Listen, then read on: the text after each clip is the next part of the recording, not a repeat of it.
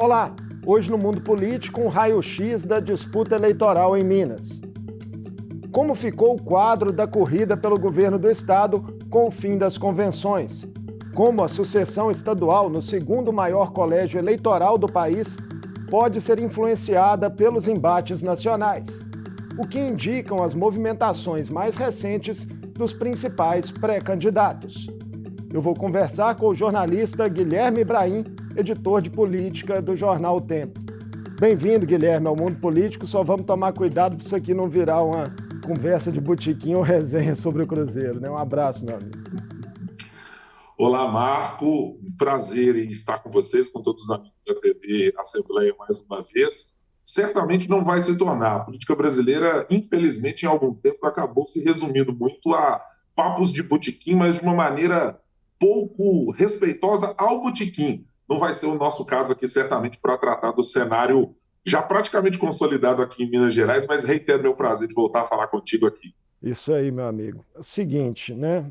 Estamos gravando nesta segunda-feira e até o fim da manhã, 429 candidaturas a deputado federal e 546 a deputado estadual haviam sido registradas. Tem um prazo, né, legal até o dia 15 de agosto para que as chapas ao governo sejam registradas, mas as principais decisões já foram encaminhadas. E talvez o principal fato da reta final tenha sido a confirmação da candidatura a governador do senador Carlos Viana, após diversos acenos não correspondidos de Jair Bolsonaro a Romeu Zema. Que impactos esse palanque pode trazer para a disputa em Minas, Ibrahim? Marco, eu acho que o principal impacto direto é na possibilidade concreta e com a qual se trabalhava na campanha de Romeu Zema, de haver uma possibilidade de vitória ainda no primeiro turno. As pesquisas de intenção de voto têm apontado muito evidentemente a liderança bastante confortável do governador no período de pré-campanha para a sua candidatura à reeleição.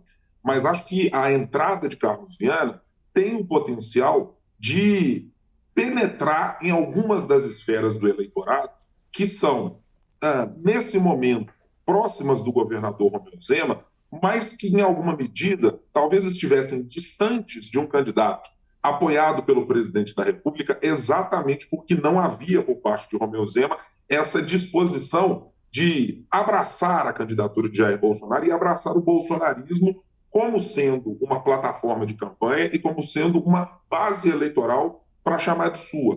O governador muito habilmente conseguiu fazer isso nos últimos 3 anos e meio, quase 4 anos, em se equilibrar entre o tom de defesa do bolsonarismo, mas um distanciamento bastante comedido e equilibrado para pelo menos manter a ideia no seu eleitorado, porque ele não era exatamente uma imagem e semelhança do presidente da República, apesar de notoriamente compartilhar de boa parte das visões econômicas e até algumas visões de mundo quando se trata dessas categorias aí de guerra ideológica e coisas afins.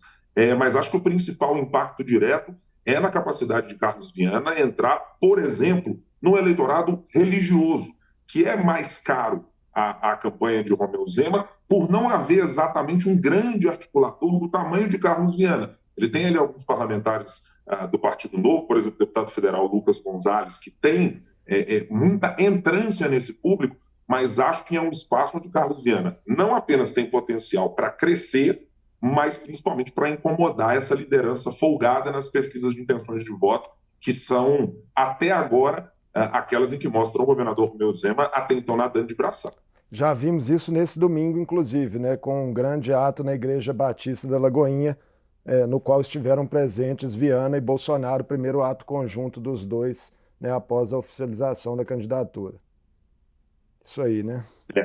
Ficou muito evidente, né, Marco, o quanto a mensagem que foi dada pelo presidente da República e a candidatura de Viana também, de alguma maneira, para fustigar o governador, dizendo o seguinte: bom, já que o senhor não quis assumir a minha candidatura, digo, a candidatura do presidente da República, Jair Bolsonaro, à reeleição, como sendo sua, eu vou mostrar exatamente com quantos paus se faz uma canoa do bolsonarismo e do grupo mais próximo e mais coeso, que mantém o presidente nos índices de aprovação, que conseguiu trazê-lo até agora bastante competitivamente para essa eleição de 2022.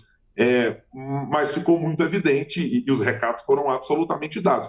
Ele esteve num dos grupos, se não o maior, talvez em volume, mas um daqueles que tem um potencial de vocalizar muito do que são as pautas e a defesa de determinados grupos religiosos que estão fortemente no apoio com o presidente Jair Bolsonaro. Será que a postura de Bolsonaro em Minas daqui para frente vai ser mais clara ou ele ainda pode continuar fazendo uma espécie de jogo duplo com acenos ao governador durante a campanha?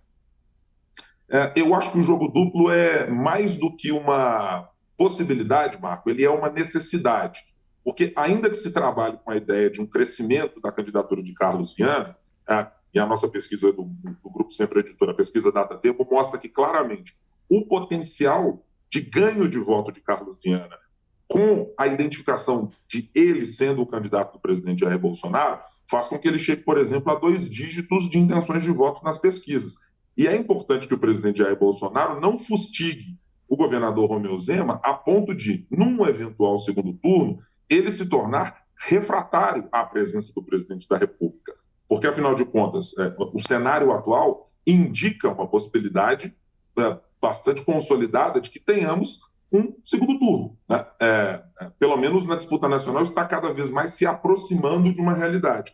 Então, eu acho que é importante que o presidente não faça determinados movimentos a ponto de dizer para o governador Romeu Zema, olha, não gostaríamos de estar juntos no segundo turno, porque essa não é uma realidade. O presidente da República, considerando a história política brasileira, precisa sim de um apoio do candidato Romeu Zema, uma vez indo para o segundo turno, para que ele consiga virar o que hoje nas pesquisas de intenção de voto apontam como majoritariamente uma preferência pelo ex-presidente Lula aqui no estado.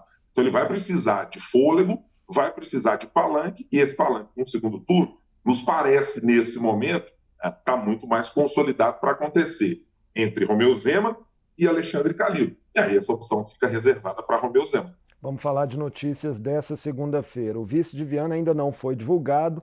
Uma especulação é que seria do União Brasil, mas a legenda, cobiçada também por outros candidatos, acabou anunciando nesta segunda que não integrará coligações majoritárias em Minas. Foi uma surpresa, Ibrahim? Eu acho que sim, Marco. A gente esperava e a gente havia na nossa equipe já conversado em vários momentos com as candidaturas do União Brasil para ter a expectativa e a real percepção do quanto eles gostariam de se engajar. Houve a primeira sinalização, e essa sinalização foi dada no momento anterior, para que a candidatura ficasse com a chapa do ex-presidente Lula e a chapa de Alexandre Calil, respectivamente, aqui em Minas Gerais. No entanto, a gente teve nitidamente a sensação de que aquilo não estava exatamente azeitado, porque veio numa decisão de cima para baixo. Então, até então, a gente queria ouvir a base do União Brasil para saber exatamente o quanto eles estavam engajados nesse cenário. E ficou evidente que não estavam até aquele momento. E com o potencial principal do que tem a União Brasil de horário gratuito eleitoral, de garantir tempo de TV para uma candidatura, ficou evidente que o preço para se levar a União Brasil para dentro de uma chapa seria bastante grande. E isso ficou evidente mais uma vez. E acho que estão fazendo, nesse momento, a opção por levar para o segundo turno uma necessidade que pode ser clara. Considerando um apoio do presidente, um crescimento, melhor dizendo, do presidente Jair Bolsonaro para o segundo turno, ancorado aí nos aumentos possíveis de chegada do Auxílio Brasil e de outros movimentos derivados aí do orçamento sendo levado para a população, o União Brasil pode se tornar um ativo importante para o segundo turno, especialmente para essas campanhas que precisam entrar no eleitorado do interior dos estados, que precisam ter gente fazendo campanha onde o presidente da República nem sempre está. Então, eu acho que a decisão do União Brasil, ela surpreende diante da quantidade de conversas que foram feitas com atores diferentes, mas ela tem um componente bastante estratégico para o partido, que, convenhamos, né, Marco? Até nacionalmente, até outra semana, falávamos da candidatura de Luciano Bivar como algo certeiro, e Soraya Tronic se transformou na candidata do partido. Então, a União Brasil está deixando claro que a simbiose para formar uma federação partidária não é exatamente pacificada internamente a ponto de gerar consenso das executivas nacionais e das estados. Outro movimento, né, da reta final que acabou reverberando também nessa segunda-feira foi o desacerto ali entre Romeu Zema e a Federação PSDB Cidadania para ter Eduardo Costa do Cidadania como vice, né? O jornalista, inclusive, anunciou que não seria candidato a nada, atirando um pouco nos tucanos. E hoje, né, com esse desacerto, foi anunciado Paulo Brant, atual vice-governador, como vice da chapa de Marcos Pestana, do PSDB ao governo do Estado. E no final de semana, Romeu Zema confirmou Matheus Simões, do próprio Partido Novo, ex-secretário, como seu vice. Esse desfecho prejudicou, de alguma forma, as estratégias do governador, Ibrahim? Eu acho que, pelo menos na estratégia anunciada, vocalizada pelo governador e por alguns dos seus aliados, sob esse ponto de vista, eu diria que sim, Marco. A gente precisa levar em conta que essa decisão, inclusive de mudança de discurso do Partido Novo para esse ano de 2022, por vezes nós ouvimos o ex-secretário-geral, Matheus Simões, dizer: olha, o Partido Novo precisa incorporar pautas sociais, o seu programa de governo, a sua ideia de como gerir o Estado. O governador Romeu Zema pisando efetivamente em palanques nas convenções de partidos aliados e outros com os quais ele gostaria de estar, porque isso é revelador e é sintomático de quanto a relação Romeu Zema, governo do Estado, e a Assembleia Legislativa, ela foi uma relação muito dificultada, porque o governador não conseguiu formar maiorias sólidas quando precisou de trabalhos para aprovar quaisquer projetos que sejam na Assembleia Legislativa, desde o regime de recuperação fiscal a outras pautas que foram levadas a cabo pelo governo. Então, pelo menos do ponto de vista de narrativa, de discurso, sim, acho que não é o melhor dos cenários colocado para o Partido Novo. Agora, talvez o cenário dos sonhos para alguns dos integrantes do próprio partido, vou citar evidentemente Matheus Simões, tenha saído talvez de uma maneira como o Novo enxerga um modelo, pelo menos que nos últimos anos foi aquele que ele trata como ideal para a política. E acho que ele é simbólico também que esteja reproduzido na chapa nacional, que é uma chapa formada por Felipe Dávila e pelo deputado federal Thiago Mitrô.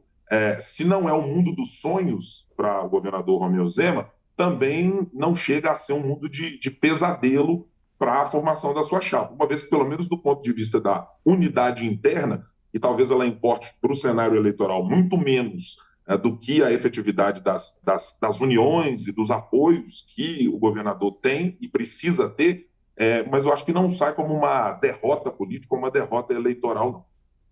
Em relação às federações, Ibrahim, além dessa briga entre PSDB e Cidadania que acabou inviabilizando, né, a presença de Eduardo Costa na chapa de Romeu Zema, a gente viu também PSOL e Rede, que também estão federados, adotarem caminhos distintos. O PSOL lançou a professora Lorene Figueiredo e a Rede declarou apoio informal a Calil. As federações foram pensadas, né, como uma forma de estimular acordos eleitorais mais programáticos entre as legendas. Mas será que nós já estamos tendo sinais de que isso não vai se concretizar diante da realidade cotidiana da política brasileira? Eu acho que esse primeiro teste para poucos partidos tem funcionado de maneira harmônica. Mesmo naquelas que a gente imagina que, do ponto de vista programático, pudessem ter uma relação mais consolidada, no caso de Rede PSOL, por exemplo, aí eu trago informações do que a gente colhe dos bastidores, conversando com parlamentares e com pessoas ligadas a esses partidos, é de que há insatisfações que vão desde a escolha da quantidade de pessoas a estarem nas chapas, quanto do volume de recursos empenhado, por exemplo, para fundo eleitoral. Então, não é uma condição absolutamente pacificada, em que as federações têm ali muita gente achando isso o melhor dos mundos.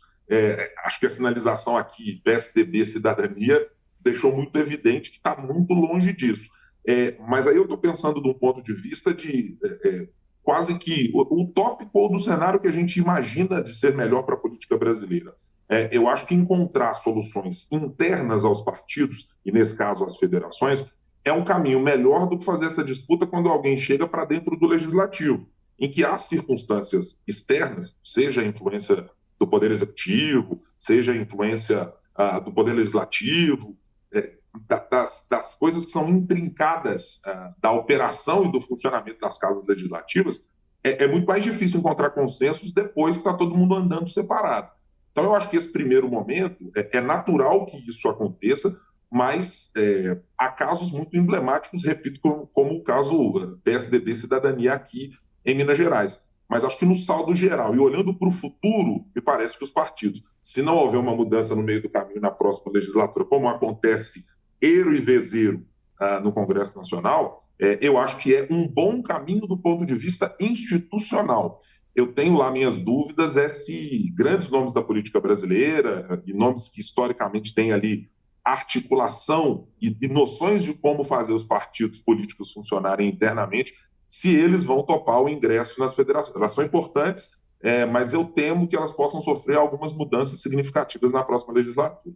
E Alexandre Calil, Ibrahim, em segundo lugar nas pesquisas disponíveis até aqui, o ex-prefeito tem apostado na aliança com Lula como aí a principal estratégia para poder crescer, né? O interior ainda é um calcanhar de Aquiles muito grande para Calil?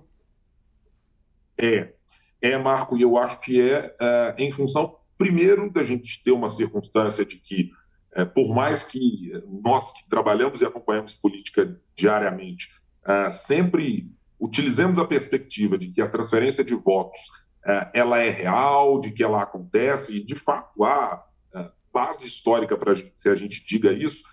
Eu acho que, desde a eleição do presidente Jair Bolsonaro, a gente tem alguns movimentos muito sui generis na política que me deixam mais com dúvidas do que certezas.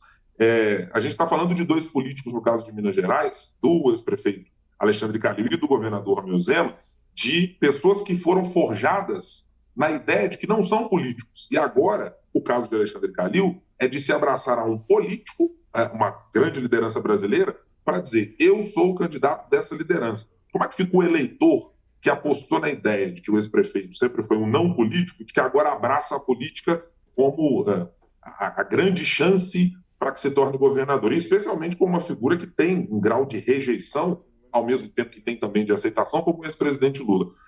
Então, eu acho que o ex-prefeito tem uma vantagem competitiva nesse caso, no interior do Estado, que é contar com um partido que tem bases muito sólidas na capital e no interior do Estado, que é o caso do PT. Não é tanto o caso do PSD, mas é um partido que tem ali volatilidade e capilaridade para entrar em regiões muito diversas, né? Não ficar muito concentrado em determinadas áreas, mas acho que ainda assim há uma dificuldade enorme de se fazer presente sempre em cidades do interior, à mesma medida em que há um programa nacional de transferência de renda que pode minar essa percepção. Quer dizer, aquela ideia que nós temos do voto do Zema ou de uma lembrança de um governo do ex-presidente Lula, ela pode ser, de alguma maneira, dilapidada ao longo da campanha pela percepção de que a figura do presidente Jair Bolsonaro e o Auxílio Brasil são melhores ou dão uma perspectiva de futuro, ainda que no curto e médio prazo, melhores do que apostar novamente no governo que só entrará para o ano seguinte.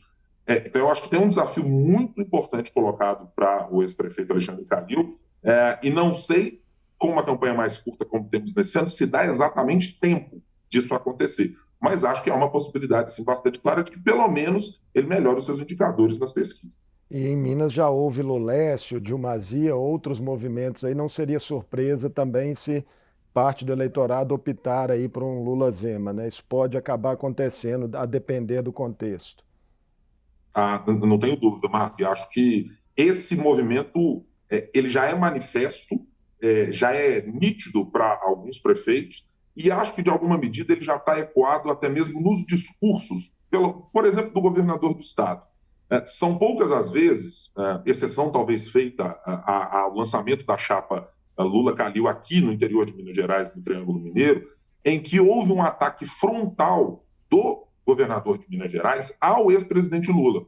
Na média, acho que e sobram diariamente nas redes sociais do governador, etc., os ecos de Fernando Pimentel e da gestão petista na última eleição. Mas não é exatamente um eco antilulista, no sentido de usar o nome do ex-presidente e reiterar a figura do ex-presidente o tempo inteiro. E acho que é essa tentativa calculada de não fustigar quem, ao mesmo tempo, poderá votar no governador Romeu Zema, e os indicadores de intenção de voto estão mostrando isso, mas não é nem um pouco refratário ao retorno do ex-presidente Lula. Então, acho que o mesmo equilíbrio, talvez, que o governador tenha tido de ter ao longo dos últimos 3 anos e meio, de se colocar não como um bolsonarista de primeira hora, mas também não sendo refratário, Acho que o caso do ex-presidente Lula, claro que com medidas muito diferentes, mas também é um pouco do que o governador tende a fazer para consolidar a vantagem que tem nesse momento.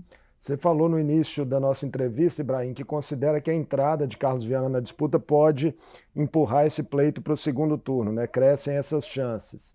Mas Viana poderia até ameaçar a própria presença de Calil no segundo turno? Ou do próprio Zema? O cenário fica com uma dose de incerteza? Esse é um ponto, Marco, que eu tenho lá severas dúvidas para saber o quanto esse eleitorado, de fato, ele pode desidratar o governador Romeu Zema. Porque eu não consigo imaginar que esse eleitorado de Carlos Viana saia exatamente do ex-prefeito Alexandre Calil. Me parece muito mais acoplado, de alguma maneira, àquele eleitor, vou chamar hoje de zemista, ou acima dessa escala, um eleitor bolsonarista, que poderá se identificar mais. A gente já tem relatos aos montes das pessoas que se identificam com o presidente da República, a ponto de dizer: olha, eu votava no Zema, até gosto dele, mas eu vou com o candidato que o presidente Jair Bolsonaro disser. Hoje, as pesquisas mostram que, para que Carlos Viana tivesse essa possibilidade, seria uma remada, acho que de proporções absolutamente históricas. E para encontrar um eleitorado que suplantasse por completo aí os pouco mais de 23%, 27%, a depender da pesquisa que se observe a respeito de Alexandre Calil. Eu não vejo exatamente essa margem de possibilidade. Acho que a desidratação do governador Romeu Zema, em alguma medida, ela é mais viável. Mas eu tenho severas dúvidas sobre o potencial de Carlos Viana, especialmente porque até o momento, né, Marco, ele não conseguiu formar em torno de si, e hoje, a perda do União Brasil, anunciado inclusive por ele, ao lado do deputado delegado Marcelo Freitas, do próprio Bilac Pinto como parceiro, um dos parceiros já não está mais com ele. Então fica um pouco mais difícil fazer com que o presidente da República, que é o seu grande cabo eleitoral, esteja em várias regiões do estado ao mesmo tempo, tendo de viajar o restante do Brasil e sem uma quantidade de partidos e, por consequência, de parlamentares e de gente para fazer campanha no interior do estado, a ponto de garantir a ele uma possibilidade tão clara assim de passar Alexandre Calil na disputa. Acho muito pouco provável que isso aconteça. E como você viu, Ibrahim, a ausência de Zema no primeiro debate entre os candidatos a governador, a ausência essa que foi informada ali na última hora, né, já aos 45 do segundo tempo, o debate esse promovido pela Band no último domingo. Para contar um pouco de história, Marco, desse caso, na semana anterior, quando nós entrevistamos o governador Romeu Zema pela Rádio Super, eu, Rodrigo Freitas e Thalita Marinho do Mercado Central, uma das perguntas que nós fizemos foi exatamente sobre a possibilidade que aquele momento era aventada por alguns integrantes da campanha do governador de que ele não fosse, dada a dianteira que tem nas pesquisas de intenção de voto.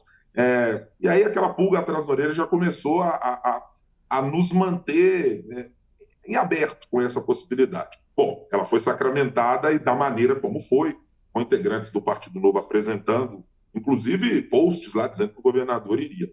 Eu acho que do ponto de vista, primeiro, democrático, da presença ou da ausência, nesse caso, do governador, é ruim, evidentemente. A presença nos debates ajuda, e ainda que os candidatos usem, por vezes, do argumento de que não, mas chega lá, naquele momento, as perguntas são X, Y, Z, mas acho que é uma medida que o eleitor usa para avaliar alguns componentes que são para além somente da racionalidade, mas do comportamento, da capacidade de resposta diante de um momento de dureza, de crítica, que é, inclusive, uma maneira que o eleitor encontra nas redes sociais, por vezes muito raivosa, com pouca polidez para fazer isso, mas é um momento em que as pessoas acabam prestando atenção quando isso acontece. Então, assim, do ponto de vista geral, conceitualmente falando, eu acho muito ruim que o governador não tenha se disposto a ir, especialmente tendo a dianteira que tem.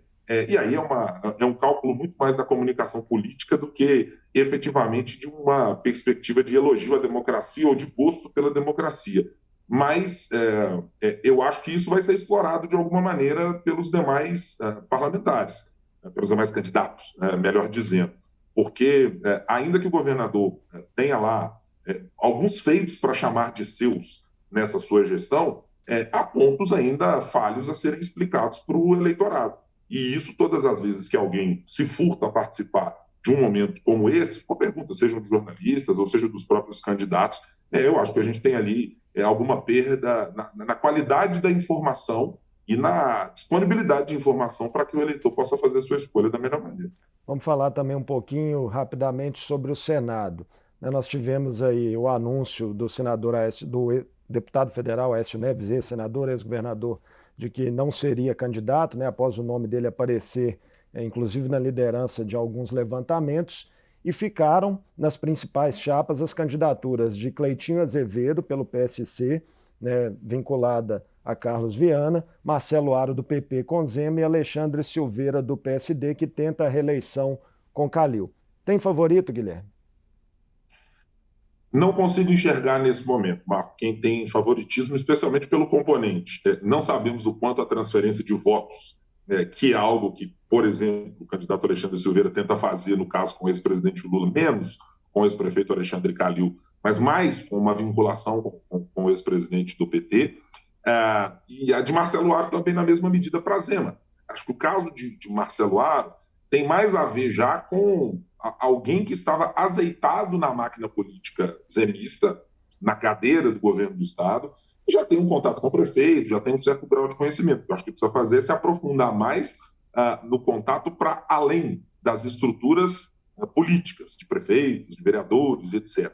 Mas eu não consigo ver nenhum favoritismo nesse momento, porque acho que a gente não consegue medir exatamente ainda o quanto o potencial de transferência de votos ele vai ser capaz de colocar todo mundo em condições de disputa, e principalmente por um outro indicador, que é o grau de desconhecimento do cidadão com a campanha para o Senado. A nossa pesquisa Datatempo, aliás, a série histórica tem mostrado quase 70% dos eleitores não tem a menor ideia de quem votar.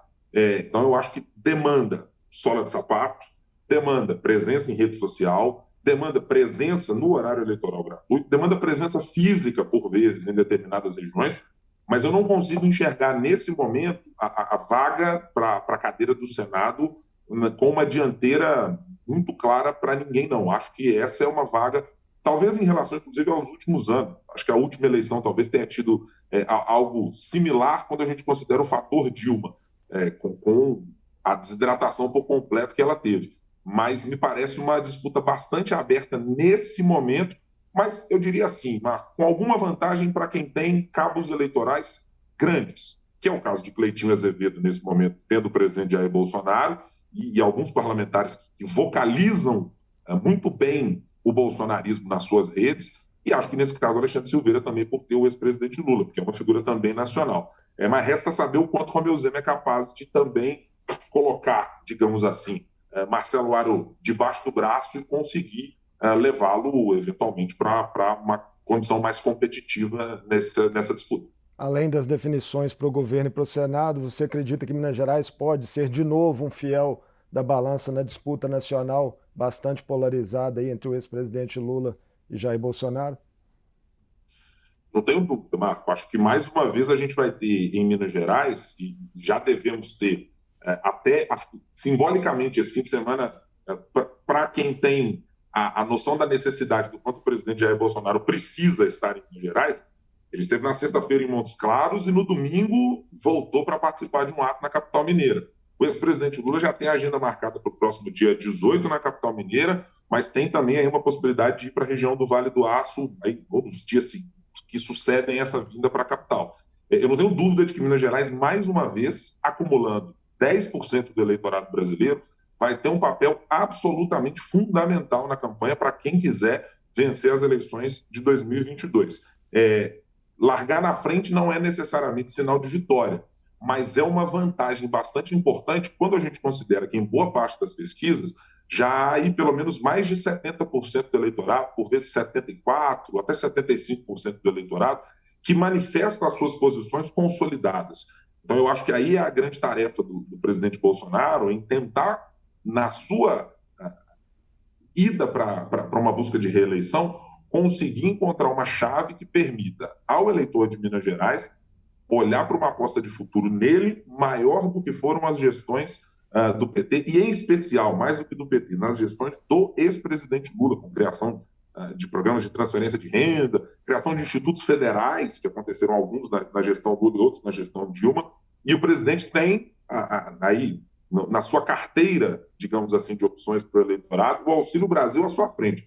O que acho que vai ser necessário medir é o quanto e em que velocidade o eleitor vai dar uma resposta olhando para o futuro e pensando que essa é a resposta ideal para ele. Conversa boa, passa rápido, mas temos uma última questão aqui antes da gente encerrar. As eleições, Ibrahim, ocorrerão em meio a manifestações em defesa da democracia, mobilizações do Palácio do Planalto para o 7 de setembro e insinuações constantes sem provas de Bolsonaro em relação ao sistema de votação por urnas eletrônicas. Podemos esperar uma campanha mais acirrada nas ruas do que foram as anteriores? Não tenho dúvida, Marco.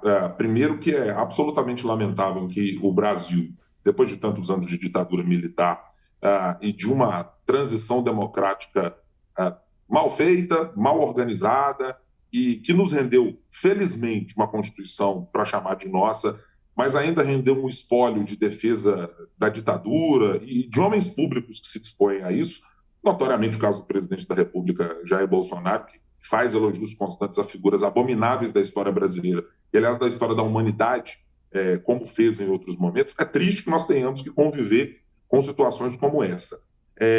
Mas acho que esse é um dos pontos em que está em discussão para essas eleições. A gente vê, por vezes, alguns dos candidatos vocalizarem. Nós entrevistamos há algumas semanas candidatos ao Senado, etc., que vocalizam esse tipo de discussão a respeito de fechamento de Congresso, fechamento do Supremo, e coisas absolutamente antagônicas à democracia, e que, por vezes, se ancoram numa ideia de que isso faz parte de uma disputa eleitoral. É triste que isso aconteça, mas acho que, efetivamente, esse é um dos pontos a ser levado em conta quando o eleitor estiver pensando em fazer a sua escolha. Aqueles que possam ter críticas, e elas são absolutamente saudáveis, ao Legislativo, ao Judiciário, ao STJ, ao STF, à Assembleia Legislativa, às câmaras municipais, aos poderes executivos, aos representantes que estão lá, mas é inaceitável que a gente tenha qualquer tipo de tentativa de ruptura democrática. Eu acho apenas que isso está absolutamente dado. Infelizmente, o Exército Brasileiro, por exemplo, tem se prestado a esse papel quando está aí na participação, por exemplo, nas comissões do Tribunal Superior Eleitoral. Lamentável que uma instituição também esteja se propondo a fazer isso. Não surpreende, infelizmente, mas é lamentável que isso aconteça. Mas não tenho dúvida, espero que menos do que a minha convicção para o momento, é de que teremos, para além de eleições acirradas, como a gente já teve, espero não termos também eleições que sejam violentas acima de tudo, que o respeito ao resultado eleitoral ele seja sacramentado, assegurado, para que o cidadão tenha a paz de saber que, ao final do ano, ou teremos o presidente Jair Bolsonaro na sua continuidade, ou teremos o ex-presidente Lula ou alguma daquelas que estão na terceira via colocadas nesse momento. Mas temo muito que a eleição seja pior do ponto de vista de humanidade, né? Na relação entre pares que se respeitem com posições divergentes do que tivemos em outros momentos da história brasileira. Muita história para a gente contar até outubro. Obrigado, Ibrahim, por essa conversa bacana aqui no Mundo Político sobre o cenário estadual e nacional também das disputas eleitorais de 2022. Marco, prazer é todo meu estar com você, estar com os amigos da TV Assembleia, com todo mundo que nos acompanha pelo Estado. O prazer é ainda maior porque estou conversando com um amigo de longa data e espero que a gente converse muito mais até o final dessas eleições, podendo aqui tratar absolutamente dos fatos da política, de quantas urnas foram apuradas, de quanto a transição democrática ou a continuidade democrática acontecerá, esperamos nós, até o final desse ano. Comemorar o acesso do Cruzeiro também, final do ano, em dezembro. Isso é importante. Mas esse eu já posso cravar. O Instituto Data Ibrahim e o Instituto Marco Soalheiro já pode cravar que esse já aconteceu. Isso aí. Eu conversei com o jornalista Guilherme Ibrahim, editor de política do jornal O Tempo. Falamos sobre as perspectivas das disputas eleitorais pelo governo do Estado e pela presidência da República em Minas Gerais, a partir do quadro desenhado com o fim das convenções partidárias. O Mundo Político fica por aqui. Obrigado por nos acompanhar e até o próximo programa.